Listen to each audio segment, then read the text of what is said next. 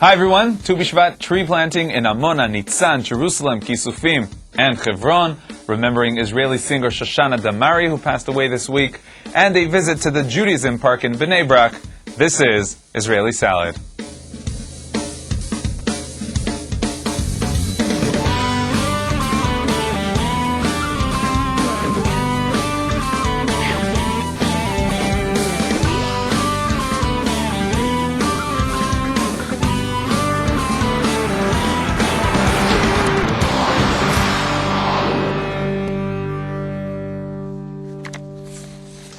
Shalom and welcome to Israeli Salad. Today's main topic is the festival of the 15th of the month of Shvat, known as Tu B'Shvat, the New Year for trees. Tu B'Shvat was celebrated this year on February 13th. Tu B'Shvat is a lot about the land of Israel, a land where spirituality and materialism meet. One of the traditions of Tu B'Shvat is tree planting. On today's program, we'll review some of the events that took place here in Israel on Tu B'Shvat. Residents of Amona, the hilltop community near Ofran, north of Jerusalem, where 9 homes were destroyed by the IDF 2 weeks ago, invited the general public to plant trees.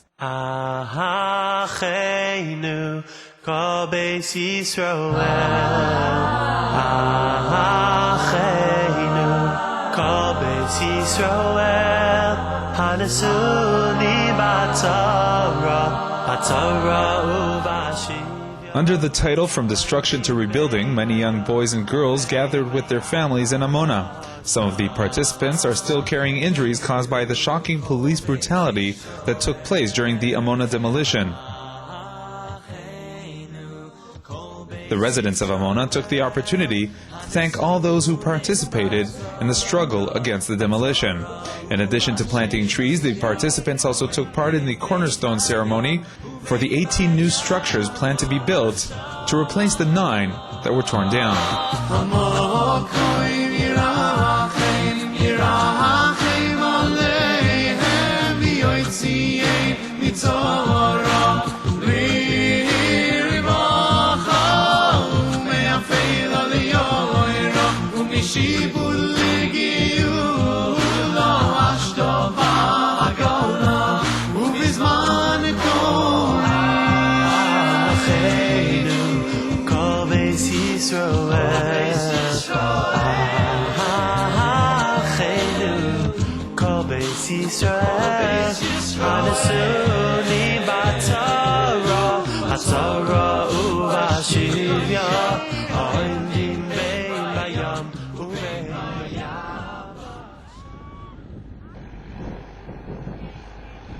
Jerusalem is surrounded by many forests on the hills of Jerusalem.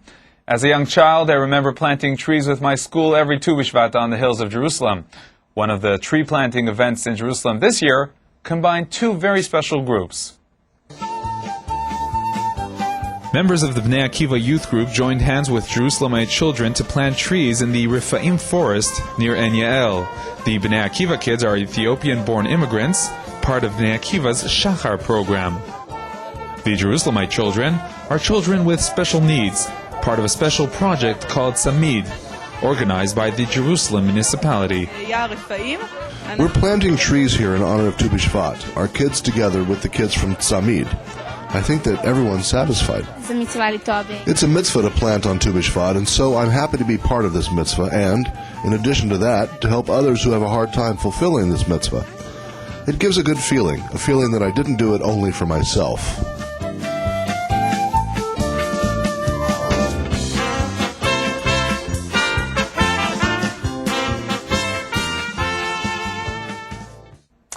And still in Jerusalem, there was no tree planting in the president's residence on Tu B'Shvat, but there were many fruits and vegetables. Tu B'Shvat in Jerusalem was marked not only in the forests of the hills of Jerusalem, but also in the presidential residence. I also have a persimmon tree. Is this a special species? On the Tu B'Shvat ceremony that took place in Katzav's residence, President Katzav hosted farmers who presented interesting and colorful fruit. Israel is considered a leading country in the field of citrus fruit export.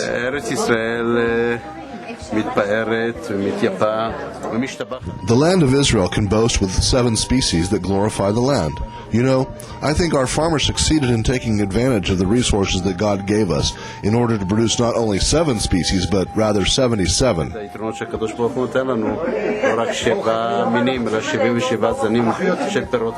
By the way, although it's not one of the 7 species, one of the fruit that glorifies the land of Israel the most is actually the avocado.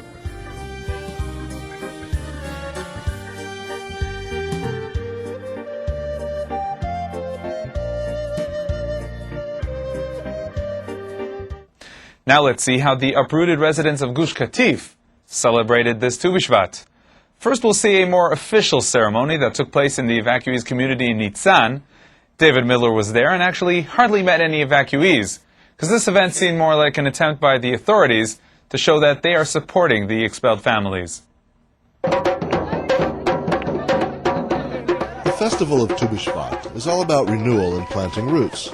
And so it seems appropriate that those who lost their homes during the expulsions from Gush Katif should host a planting ceremony today here in Nitzan. And, as we see here, being uprooted is not always a bad thing. These new immigrants just arrived 1 week ago from Ethiopia and will indeed put down new roots here in the land of Israel. Speaker of the Knesset, Reuven Rivlin, reminds us that sometimes politics takes a back seat to the time-honored traditions of Judaism. After planning the plants in Gush Katif in the last few years, we actually, as a decision of the people of Israel, we have left and we have cut all the plants in Gush Katif, and now we are looking forward, facing the future. So, on this New Year of the Trees, we show the world that Israel's roots run deep in this land, and we are here to stay.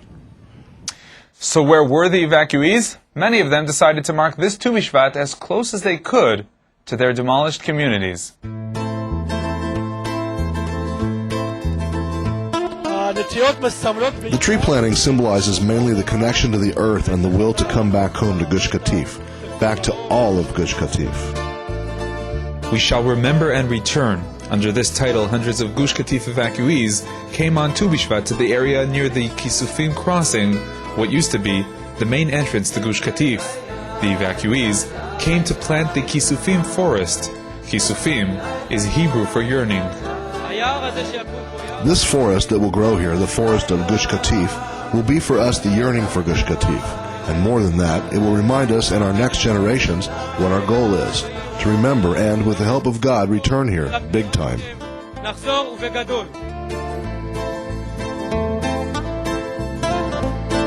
The young forest was divided to lots, a lot for every community destroyed. God is the one who blesses the plants and lets them grow. Planting these trees, we are expressing our will to replant our roots into the ground that is the entrance to Gush Katif. Entire families of evacuees came to the tree planting. The participants took part in art workshops, enjoyed plays performed by Gush Katif youth,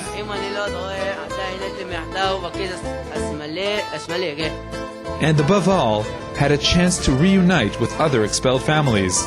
In addition to the actual planting of the saplings, the evacuees have a more spiritual goal.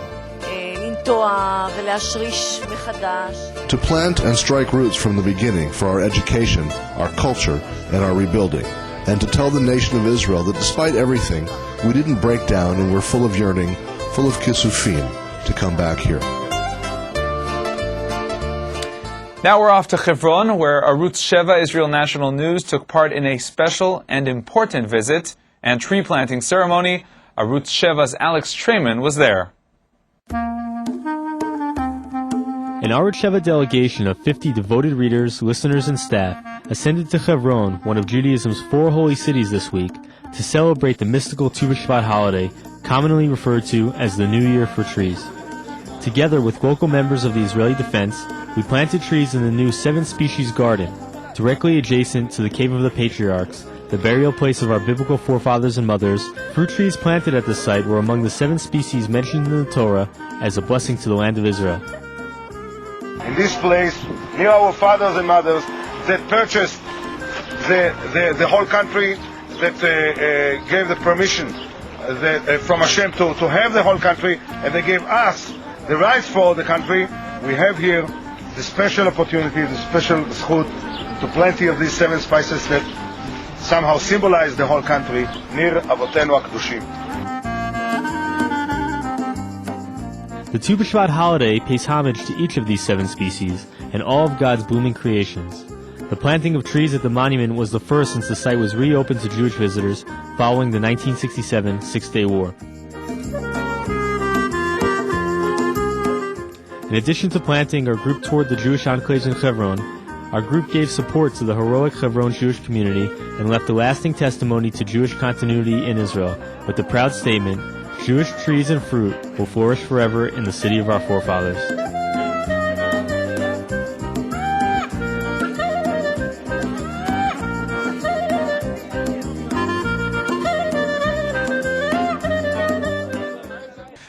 The much-loved Israeli singer Shoshana Damari passed away Tuesday, February 14th, at the age of 83.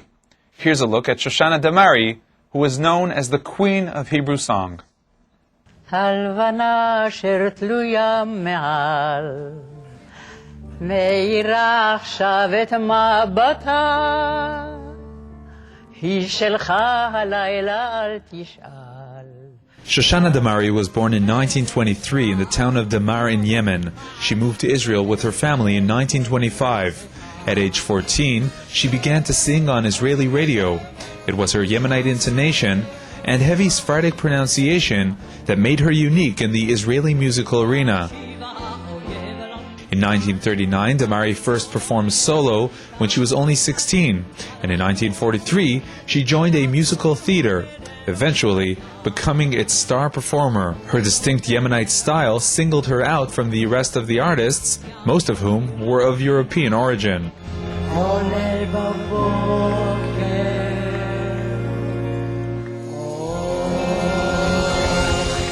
Damari had a great love for the Hebrew lyrics, and she promoted listening to the old recordings of Hebrew music.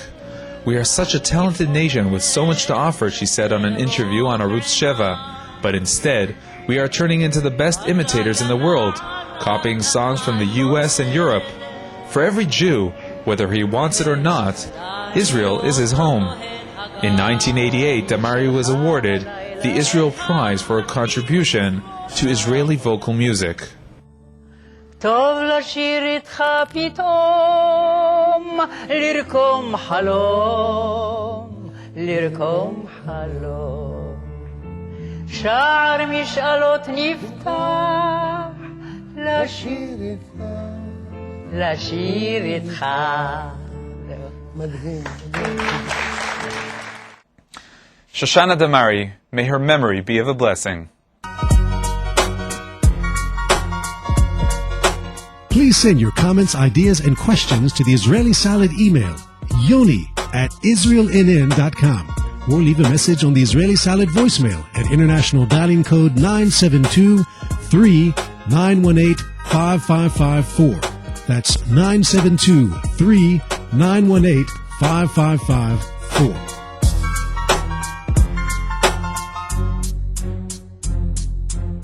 Now let's go back to Tu B'Shvat. Mitzvot hatluyot ba'aretz is Hebrew for the precepts that are observed only in the land of Israel, like the obligation to refrain from working the land every 7th year. A unique site in Bnei Brak teaches about these mitzvot that relate to the field of agriculture.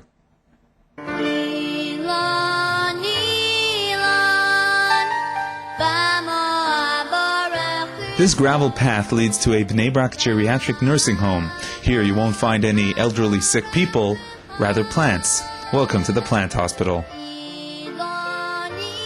The Plant Hospital is part of the Judaism Park in Bnei Brak. 25 years ago, Rabbi Aryeh Levkovich established this botanical garden, maintained according to all Jewish halachic requirements.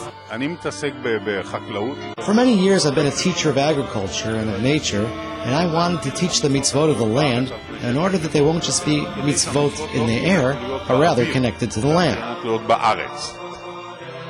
In terms of halakha, this is one of the only places you can find a cucumber on which you don't recite the traditional blessing of the fruit of the earth.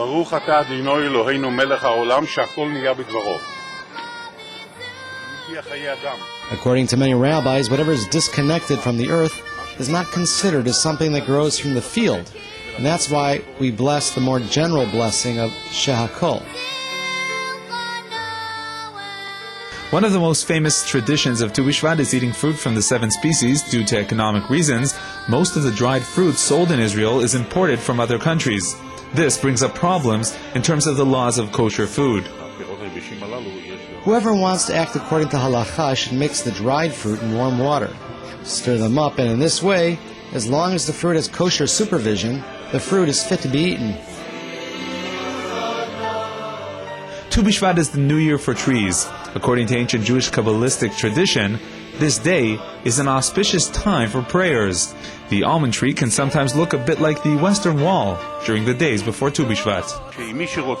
If someone wants to find his match, he ties a note before Tu B'Shvat. Some tie notes regarding fertility.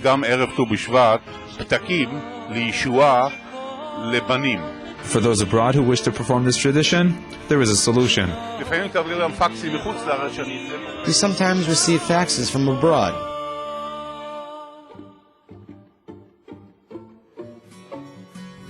Interesting. Okay, that's all for this week. Join us again next week for another program. Until then, from all of us here at INN TV, Shalom.